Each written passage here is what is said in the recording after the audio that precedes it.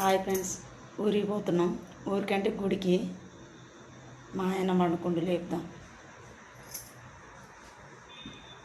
బా వత్తవా రావా ఊరికి? పడుకున్నవేంది రెడీ అయ్యి పడుకున్నవేంది? వత్తవా రావా ఊరికి?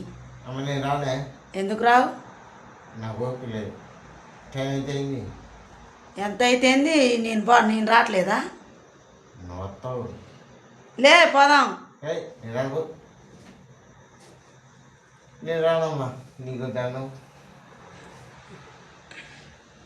దెబ్బ రెడీ అయ్యి రానని మాట్లాడుతున్నావు. ఇప్పుడు నువ్వు రెడీ అయితేనే కానీ నేను కూడా రెడీ అయింది.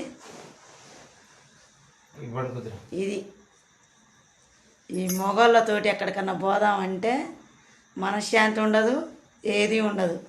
రెడీ అయినంతసేపు కానీ పోదామంటారు, రెడీ అయిన తర్వాత అట్లా పంతారు.